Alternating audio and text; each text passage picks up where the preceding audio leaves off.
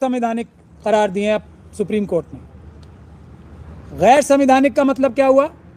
संविधान को तोड़कर, संविधान का उल्लंघन करके, गैर संवैधानिक तरीके से ये जो मनुवादी लोग हैं और जो ये आरएसएस और बीजेपी के लोग हैं, इन्होंने इलेक्टोरल बॉन्ड का ये क्राइम किया था, जिसको सुप्रीम कोर्ट ने क्राइम डिक्लेयर किया है, संविधान के विरोध में डिक्लेयर किया है, संविधान के उल्लंघन में डिक्लेयर किया है। जो बाकी कानून होते हैं आईपीसी वगैरह, ये पार्लियामेंट पास करती है, संविधान तो हमारे देश की जनता ने पास किया है। तो संविधान की खिलाफत करना सबसे बड़ा अपराध होता है। तो सबसे बड़ा अपराध सुप्रीम कोर्ट ने देश की जनता के हौसला देने पर घोषित किया है। अब दो चीज़ें बहुत महत्वपूर्ण है इसमें, जो भानु जी ने बता भी दी है, लेकिन मैं उसमें से थोड़ी सी क्लैरिफिकेशन और देना चाहता हूँ। दो इश्यूज थे।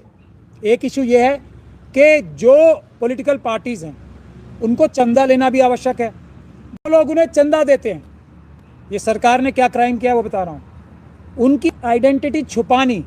जो लोग अपोजिशन पार्टीज़ के, छोटी पार्टीज़ को जो चंदा देते हैं, उनकी पहचान छुपानी नितांत आवश्यक है।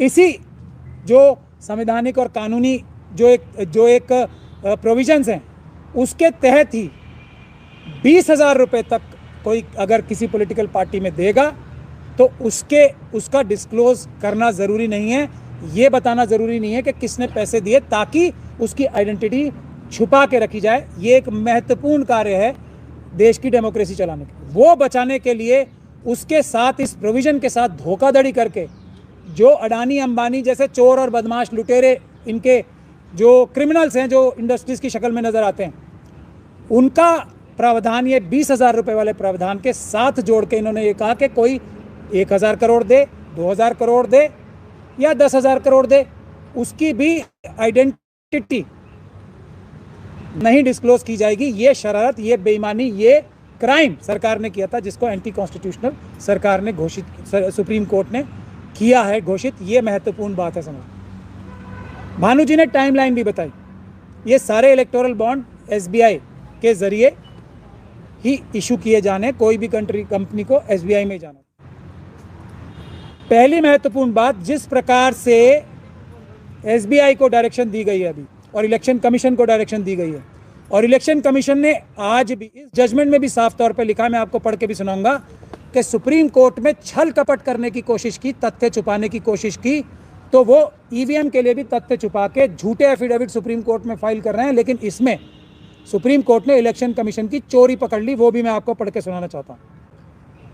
ये देखिए, एक 2017-18 में जजमेंट आई थी, इंटरिम ऑर्डर जो 2019 में किया था कोर्ट ने, उसमें यह कहा था कि जो इलेक्शन कमीशन है वो जितनी भी पॉलिटिकल पार्टीज़ के जितने भी इलेक्टोरल बॉन्ड्स आए हैं उनका डेटा कलेक्ट करेगी और सुप्रीम कोर्ट को बताएगी। चुनाव आयोग के वकील ने धोखाधड़ी करके सुप्रीम कोर्ट के साथ क्या बोला, ये मैं आपको पढ़ के सुनाना हूँ। ये पेज है 149, 150 जो जजमेंट का है। During the course of hearing, mister Amit Sharma, council for ECI, stated that ECI had only collected information on contributions made in 2019 because a reading of paragraph 14 of the interim order indicates that the direction was only limited to contributions made in that year, यानी कि 2019 में। paragraph 13 and 14 of the interim orders are extracted below। तो election commission के वकील ने, election commission ने supreme court को क्या धोखा दिया कि हमने सिर्फ 2019 के कलेक्ट किए हैं, उससे पहले और बाद के नहीं किए। तो सुप्रीम कोर्ट ने कहा नहीं, तुम झूठ बोल रहे हो, हमने तुम्हारी चोरी पकड़ ली।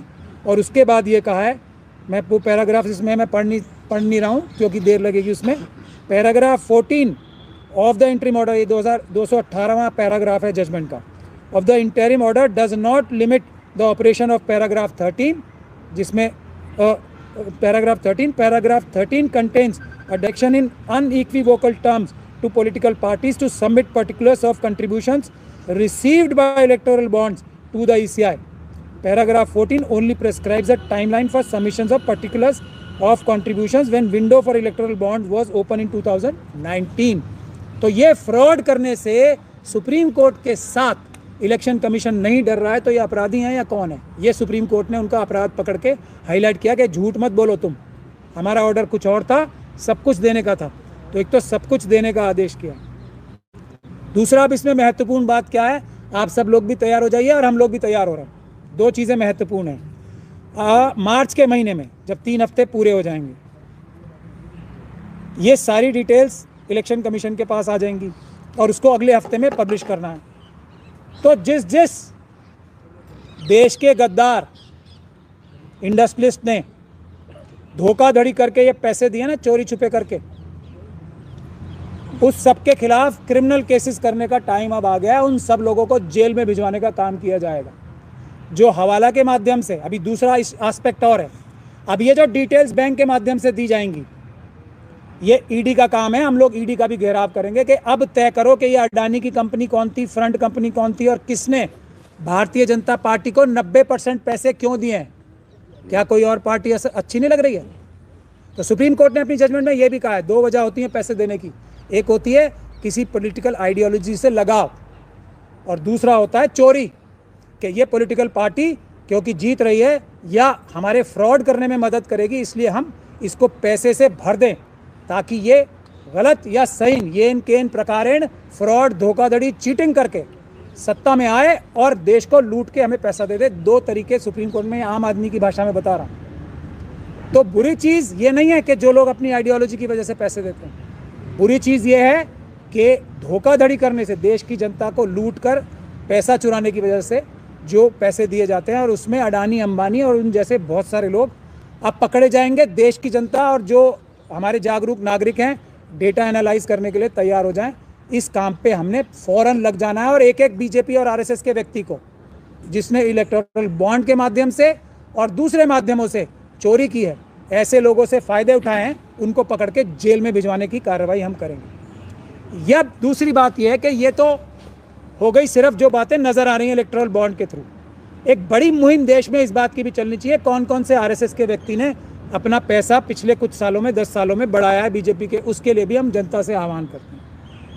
एक बात जो और निकल के आ रही है, जिस प्रकार से इलेक्शन कमीशन धोखा कर रहा है सुप्रीम कोर्ट से, और जैसे सुप्रीम कोर्ट ने ये अपराध घोषित किया है, संविधान के खिलाफ अपराध घोषित किया है इलेक्टोरल बॉन्ड्स को, उसी तरीके से ईवीएम भी भारत के संविधान के खिलाफ, भारत की जनता के खिलाफ और भारत के कानून के खिलाफ, जो अभी पार्लियामेंट का कानून है उसके खिलाफ एक अपराध है, धोखा है ईवीएम। तो देश की जनता को आज ये कमर कस लेनी चाहिए।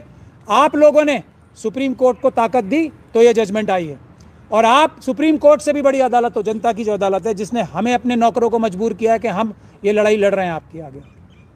तो आप तैयार हो जाओ। ईवीएम का भी आप लोग गुजारिश करो सुप्रीम कोर्ट से कि फैसला करो, वो भी अपराध है, वो भी गुनाह है, वो भी संविधान के खिलाफ अपराध है। तो जनता को अपना आंदोलन और तेज कर देना चाहिए ताकि सुप्रीम कोर्ट को और हिम्मत आए और वो और बहादुरी बड़े फैसले कर सके। आखिरी चीज मैं किसानों के लिए ये बोलना चाहता हूं कि हम,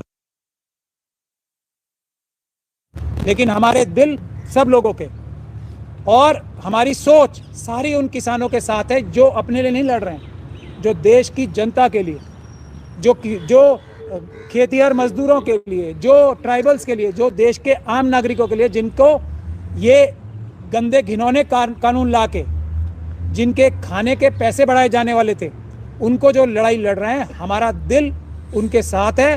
हम आपकी मदद के लिए किसी भी हद तक जाने को तैयार हैं, तैयार बैठे हैं वकील भी और हमारे बाकी साथी भी जो ईवीएम हटाओ संयुक्त मोर्चा के साथी और सिपाही हैं, सब आपके लिए तैयार बैठे हैं। आप चिंता मत करो। आप दिल्ली से बाहर कर रहे हो प्रोटेस्ट, जल्दी ही आप लोगों से कोऑर्डिनेट करके आपके नुमाइंदे बन के हम ये दिल्ली के अंदर आपका प्रोटेस्ट करेंगे, ऐसा हम वादा कर रहे हैं। बहुत बहुत आपका धन्यवाद। मैं